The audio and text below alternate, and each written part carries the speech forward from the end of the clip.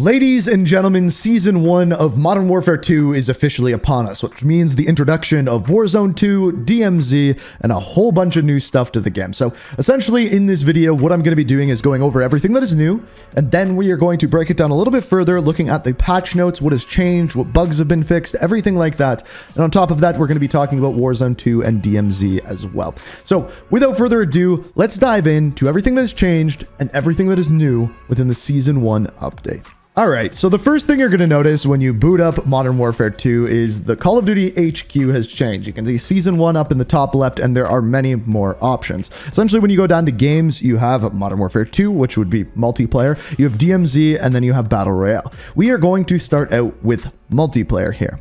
So as far as this goes, essentially there are three new things within weapons. The first of which in weapons is the new SMG, which is the BASP. I've used it a little bit, definitely not my favorite SMG. The second is a new sniper rifle called the Victus XMR. Basically this thing hits really hard, but at the same time it scopes in really slow. That's what you have to know about that one. But then there is also a third new weapon as well. This one is underneath assault rifles, and essentially this one is the M13. It's the M13B. And to unlock this one, you have to go into the radiation zone in DMZ, kill the chemist, and extract with his dropped weapon. Now, he only drops one of these blueprints, which means that if you don't extract with it, if only the one person on your team extracts with it, not everyone gets it. However, if they have extracted with it and you go into another game and they drop that weapon for you and then you extract with it, you get to unlock the base M13 as well. Just a little bit of a tip and a way to do it a little bit faster. Now, another new thing is there is now a battle pass in game. We talked about this in the video that I made earlier today.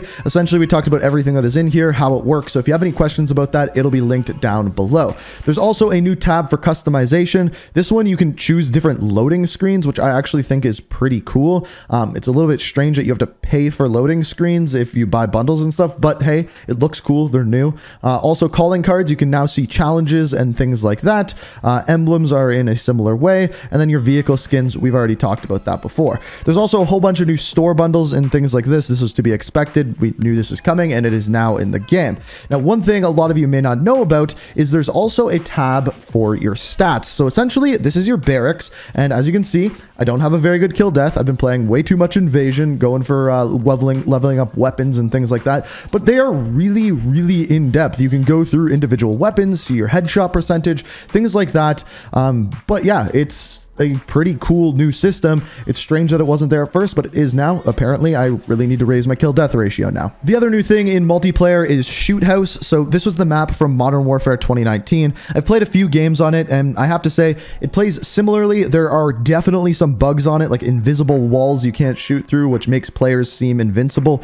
It's very, very strange, but essentially, that is the one main thing that has been added into multiplayer, map-wise, is Shoot House. And it's Shoot House. It's a small map, you get lots of kills, so people are going to really flock to this one, I think. But mid-season, we do get shipments, so stay tuned for that. The other new thing within Season 1 is Tier 1. This is essentially hardcore, but it's actually closer to realism from Modern Warfare 2019. Essentially, there's like no hit markers, no HUD, nothing like that. It looks really nice, but it's not your typical hardcore. So you hardcore players, I'm curious what you guys think of this one. Let me know if you've played it yet down in the comments. So getting into the actual patch notes themselves, we're going to go over some of this in a lot of depth. Some of it we're just going to skim through, but essentially the anti-cheat is the first thing they talk about. This is just saying that at launch it is in Warzone 2, it is in DMZ, so that's good. Battle Pass we already talked about earlier today. New weapons we just talked about, so really not much to go over there. The progression, there is new progression, so you can level up even further, all the way up to 250. There's various different prestiges and some rewards for that as well. Bundles, we briefly looked at that. The new weapons, already talked about that. Now we get into weapon balancing. So here's what they had to say about the weapon balancing. I'm going to touch on a few points as we go over it, but first of all, assault rifles. Increase the long distance flinch on all assault rifles. I didn't see this as a problem, but I guess too many people were using assault rifles.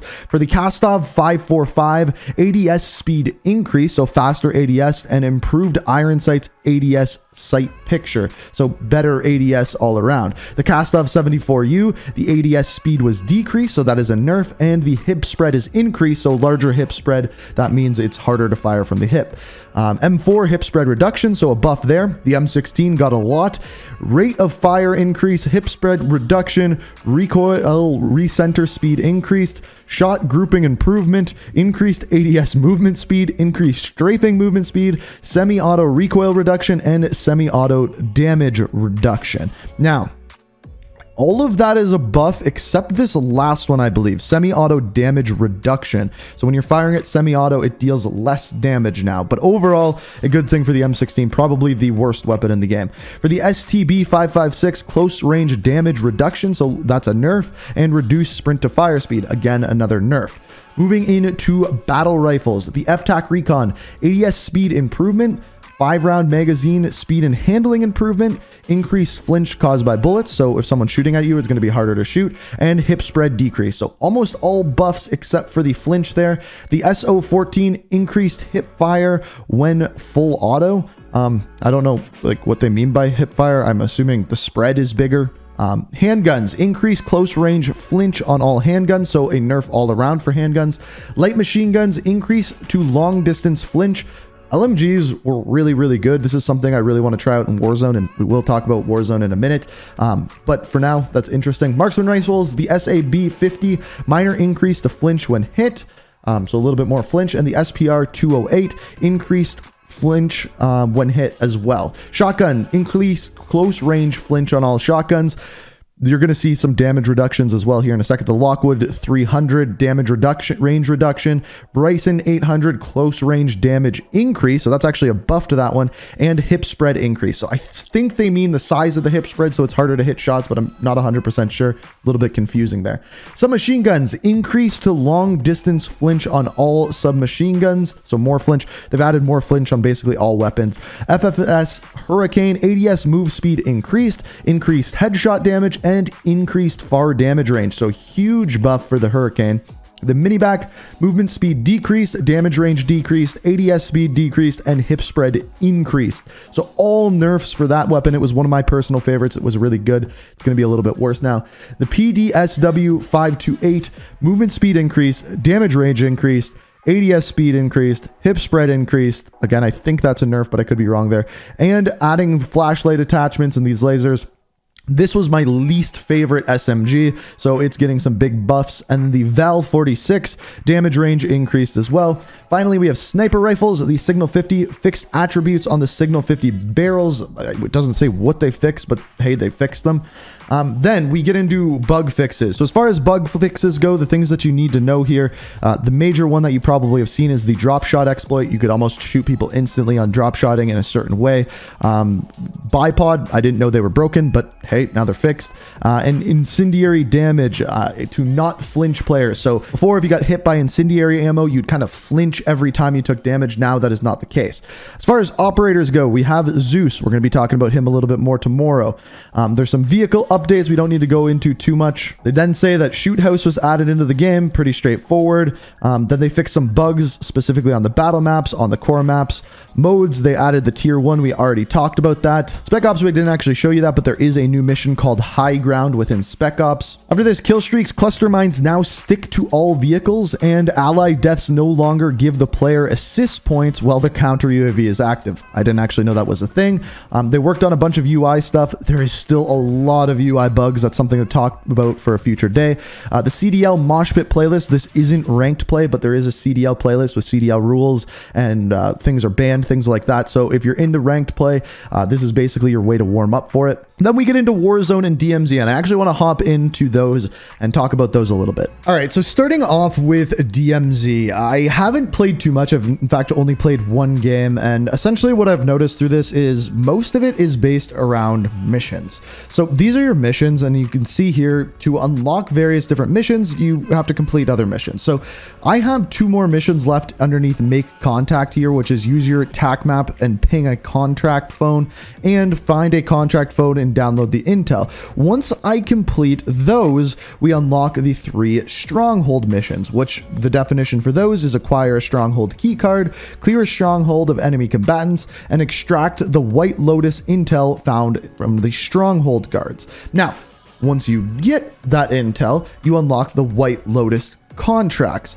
Now, they specifically says complete the mission Storm the Stronghold for the Legion faction. So that's underneath here. You complete Storm the Stronghold, you unlock White Lotus, and then you have Black Mao. It says complete tier 2 story missions from the Legion and White Lotus faction. So you're going to unlock other challenges, and it's going to unlock story, and it's going to give you more missions. And that is, as of right now, essentially the point of DMZ, is these individual contracts. Of course, there's the chemist and unlocking the weapon that way, but essentially that is what you have from DMZ as of right now. You have your weapons and things that you can bring in, so you can bring in key cards, you can bring in contraband weapons, and choose what you're using at the beginning of the game. Also, you can add gas masks, kill streaks, self-revives, things along those lines. The one thing I will say is the AI hit real hard, so you're definitely going to want to play with a team of your friends. I haven't played enough to decide whether I like this mode or what I think of it yet, but I will definitely be grinding those missions just so I can see what the story is about, and of course, we'll be talking about that very, very soon on the channel. But as you can see here, I've completed 5 missions, and it's about 7% faction complete for the Legion. What that means is there's just under 100-ish challenges for the Legion as a whole.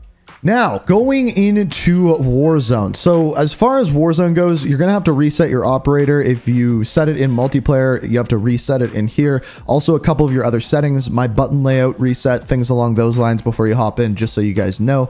As far as your weapons and loadouts go, I haven't figured out what the best weapons are as of yet. Of course, we will be making videos probably later this weekend about just that. But what you need to know is when you create classes in here, so your custom loadouts, these classes that you create, if you go to a buy zone and buy a primary weapon, it is going to give you your attachments on it. It appears as though when you go to the buy station, it's not going to, but whatever you have them set as in your loadouts, when you buy that weapon at a buy station, that is what it gives you. When you go to get your loadouts, then you can select your perks and everything like that, like you are seeing here. So as of making this video, I have played 2 games of Warzone 2, and I have to say, it feels better than I thought it would. I like the new map. I like a lot of the new mechanics. The looting is really, really different. The backpack mechanics, storing items in your backpack is really different, and I don't love that, but overall, I'm enjoying the experience, and I'm looking forward to playing it more. As of right now, I can't really give you a full review of what I think of the game and all of the updates with it. I will probably have a few videos coming up over the weekend giving you guys tips to be better, things you need to know about the game, things that it doesn't tell you, like the new backpack mechanics are very confusing, and figuring out the best way to use those is completely different. Dropping money is different, buy stations are different. There is a lot that has changed here, and a lot that you need to learn very, very quickly. So once I get my hands on more of the game and can give you guys more tips, that's when I'll be giving you guys that, and then probably later on next week I'll have some sort of review talking about what exactly I think and my opinions are of Warzone 2 and probably DMZ as well. But for now, there's a lot of changes in Warzone, and you're going to see that the very first game you hop in. Looting is very, very different. A lot of the mechanics are very different, and if you've played it yet, let me know what you think of it down in the comments. But for now, that is essentially everything that has changed in the Season 1 update. I tried to keep it condensed, simple for you guys, so if you enjoyed, hit that like button. If you're new, subscribe, turn notifications on, and as always, thank you so much for watching, and until next time, peace out.